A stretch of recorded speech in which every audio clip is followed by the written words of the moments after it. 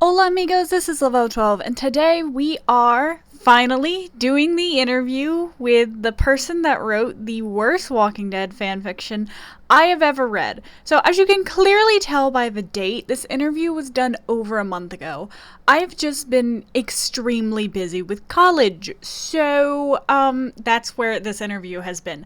But they were very nice, and they answered my questions very honestly. They asked me some questions, which if we have time, maybe I'll share some, because I thought they asked some pretty interesting questions. And this is also the first time my interview request of an author has been accepted. I've interviewed I think the only one I've interviewed that has aired on the channel is Kyo-kun. But I love doing interviews, so if you were part of some grand thing in a fandom, please hit me up because I love doing interviews. Anyway, so basically, I'm just going to read through the questions I asked and their responses. So the first question I asked was, what inspired you to write If Only They Knew?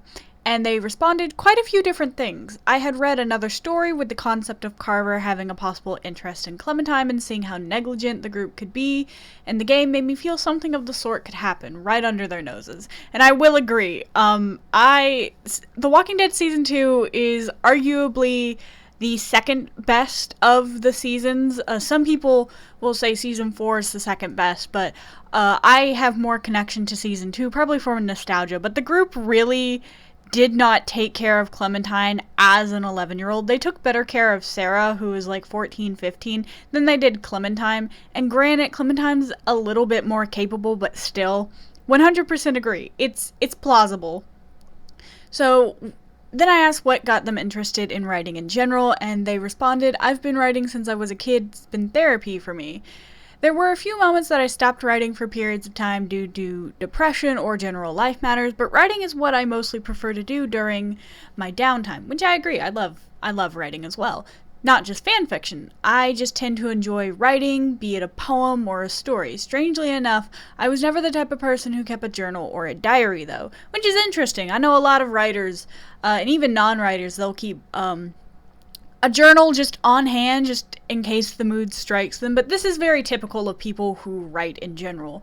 They do it for funsies, and half of the writing will never come to life because some writing should just be for funsies. Like a lot of people just write and they don't publish it as fan fiction or for money or whatever.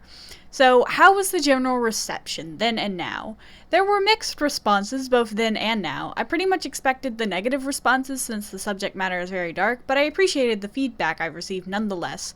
Again, like 50 pages of comments that I cannot go through, but wonderful. Were there less graphic versions? Because in the author's notes, there were always hints that it could be worse, and I was always curious about that. And they responded, actually, yeah, there were. I went back and forth on how detailed I would go. If I were to edit it, I might change some things in that regard, and I'm very curious about what they would change. They mentioned to me multiple times that they were thinking of redoing it or like fixing it up a little because there's some minor typos in there, which is understandable. It's normal in fan fictions. And I'm super curious, and if they ever do rewrite it, I would probably read it. What did your editing process look like? It wasn't the best process when I first started writing. Updates were often delayed, and I had some different things mapped out for the plot at first that didn't make the final draft. Sometimes I go through and want to change my choice of wording in certain areas. Reading other content has absolutely helped my vocabulary field expand in my more recent stories. I would love to revise the story one day since I wrote it so long ago, but I haven't found the time yet. Which, again, they repeat this point a lot, that they want to possibly rewrite it because it's the first of a trilogy, I believe. Very long. And again, I would love to see it rewritten because it's a competently written story, but is it like masterful genius? I wouldn't say that. And I think it would benefit from a fine-tooth comb of editing. And as they say that they've read more, they've learned more about writing, and the best way to learn about writing is to read stories you want to write, which I like to write horror stuff, so obviously I'm reading and watching horror stuff because that's how you build your craft. For the longest time, I didn't know how to write horror, even though I loved it, because I wasn't paying attention to the craft. Same thing with fanfiction. Just read a lot of fanfiction you like, and you'll particularly good fan fiction. Let me make that one thing clear. Read like nicely rated fan fictions, not ones with a bunch of typos and stuff. And your own fan fiction will get better so long as you practice. And my next question was, why make so many fics traumatizing Clementine? And this was probably one of my biggest questions, because it's common in their fanfiction list. If you go through what they've written, there's a lot of it. And it's, for me, it was a little sus, but whatever.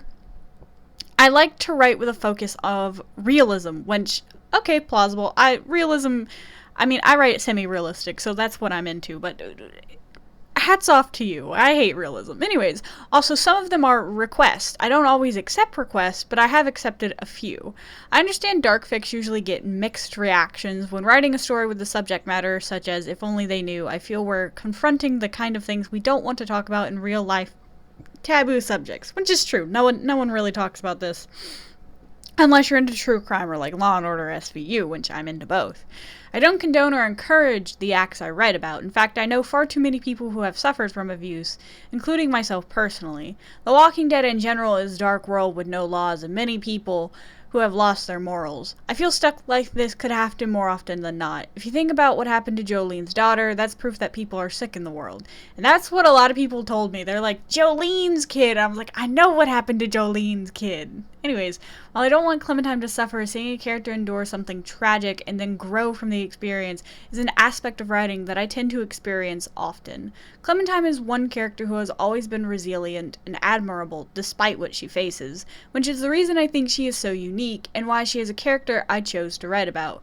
Writing her facing a trauma and developing past it is something I've done in many of my fics, and I feel that her strength and growth after such situations and despite continuous hardships is inspiring.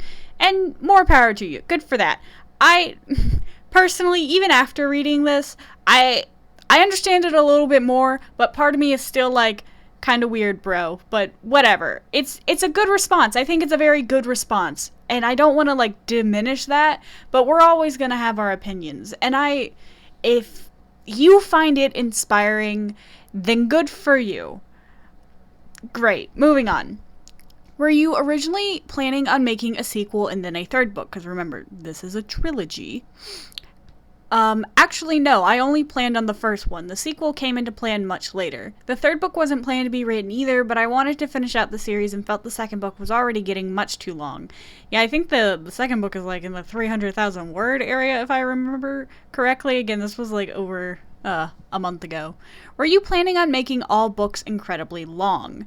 Nope, the link just kind of happened. As for long chapters, because I don't update on a set schedule, I usually try to make the word count longer. It became somewhat of a habit to have chapters around a certain word count, and it feels off to write a chapter shorter than usual. And that's common in the regular publishing world, that all of your chapters, unless for a very specific stylistic reason, should be roughly the same length. I know in like one of the Twilight books, I have not read the Twilight books, but I've watched Crimson's Rogue.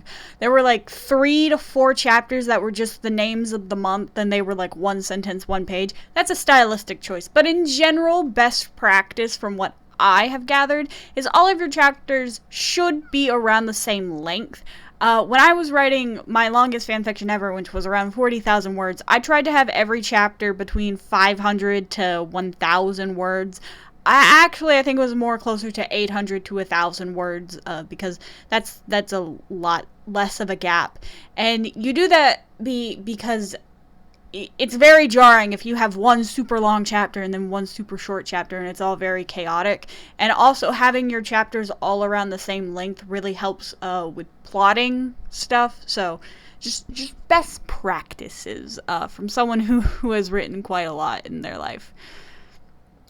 Okay, so we're getting down to the last couple questions. I only asked a few because I didn't want to take up too much of their time. How do you hope people react to If Only They Knew? They reacted how I figured they would. Mixed responses. I didn't necessarily hope for anything. I know people's perspectives and opinions are different, and I respect that. And I like that answer. That's a very good answer, because, like, obviously, I mean, like, one would hope for the best. At least that's what I do when I write fanfiction. However, when you write something dark, you can't really do that because people don't respond well to dark fanfics all the time. And I think I think they knew what was coming, and I'm glad that they're able to take it in stride and we're able to make a trilogy out of it. That's a lot. That is indeed a lot. And it's super interesting. And then my final question was, do you like torturing Clementine in your stories? And this is very similar to the earlier question I asked, but I needed, like, confirmation. I don't enjoy torturing Clementine. If anything, the writers are the ones who torture her. And by that, they mean, like, the writers of the game, which is true. I've gotten requests that even I feel sometimes cross the line and have refused to write, which I've seen some of them. I've seen some of those requests. They're not great. And reasoning for the story is not for people to enjoy a young child being harmed in any way, shape, or form. Much like when a dark film is created, the disturbing acts exhibited on screen are not supposed to be condemned or praised. They are meant... commended, whoopsies, or praised. They are meant to be seen as sick, harsh, and inhuman acts. They are disturbing acts and should be viewed as such. I think that because of the graphic nature of If Only They Knew, a lot of people do assume that the story was made out of enjoyment, or the readers are expected to like the abuse displayed, but that is not at all the case. I do write dark stories, however. I also write the character's healing in the process of her growing past the trauma. Her suffering is not meant to be enjoyed. The point is for her to go from a period of breakdown and then rebuild herself into a stronger and more mature character, rising up after facing many misfortunes. I would not have her go through something as something traumatic as an amusement. I write to show a character develop after they have hit rock bottom. And that's interesting. I personally do not write stories like that. I don't personally seek out stories where characters are going from the absolute rock bottom to see them rebuilt, but some people do. Some people like that trope. Some people like that inspiration. And I think that's a fundamental problem that I have with this fanfiction, and a lot of people have pointed that out, that this fanfiction was written for certain types of people. One of them not the great type, but one of them, like, the people that need to see themselves in a story. People that have been through this kind of trauma or very similar trauma and know that they can rebuild themselves from it. And that's great for those people, but just for the average Joe that's looking for a fanfiction to read, it can come across as jarring. And it's nice for me to know that the other two fics, excuse me, likely are not like this. Like, they're probably, like, Clementine getting over it and all of that jazz. And, you know, I vibe with it. I'm cool with it. I can get behind that. And, finally, they said, I hope this helps you answer your questions. Thank you for reaching out to me. I appreciate your patience with me as you waited to receive my answers, and I have some questions for you as well. And I'll just read what those are, because this is extremely long, especially with just me reading. So the first question they asked, what made you read the story? Why did you want to interview me? What inspired you to start your YouTube channel? Do you explore fanfictions on other sites? And aside to that, what is your overall opinion of fanfiction.net? Have you read other dark fics such as this one? And I kept on bringing up the Danish Slaughterhouse whenever they asked me a question, because that's probably the darkest fic that I've read that I can put a name to. I've read ones on par with the Danish Slaughterhouse, but their titles just leave me, because they were all on DeviantArt and all on my, like, iPod 4th gen touch, whatever the frick it was that I was reading them on. What made you choose this specific fic to annotate/read? How familiar are you with the Walking Dead fandom, comics, games, show? I'm extremely familiar. Let me just answer that question. It is my hyperfixation. Are you actively involved in the Walking Dead fandom? If so, when did you become interested? In your opinion, what makes a good story? And aside to that, what do you find to be lazy writing? Is the goal of your videos to offer criticism, constructive or otherwise, or simply serve as entertainment? And I'll ruminate on that last question in our last couple minutes here. My videos are a mix. My first goal is always entertainment, because that is what you all come here for. You come to hear the funny haha jokes and see my horrified reactions. It's entertainment first and foremost. However, if along the way I can provide constructive criticism, I try not to be overly mean. I know sometimes my reactions can be a bit knee-jerk, especially if I'm just reading from the page of what I was and that midnight-induced whatever. I understand that is not everyone's cup of tea. But the second goal is always to provide constructive criticism because I believe everyone can improve their art form and yada yada yada, all of that jazz. I never purposely try to be mean and try to discourage people from what they're doing unless it's actively harming another person or group or community or whatever. So, for those of you thinking I'm just hating on this author for their story because some people, their messages, that's how they read to me, I'm not. I'm just here to vibe. I'm here to give entertainment. First and foremost, my goal is entertainment. So I hope you guys enjoyed this video. Again, I really love doing these type of interviews. I know they're not like the most popular thing out there, but whatever. Let me know what you guys think in the comments below. Like and subscribe for more random fandom things. Ciao, chicos.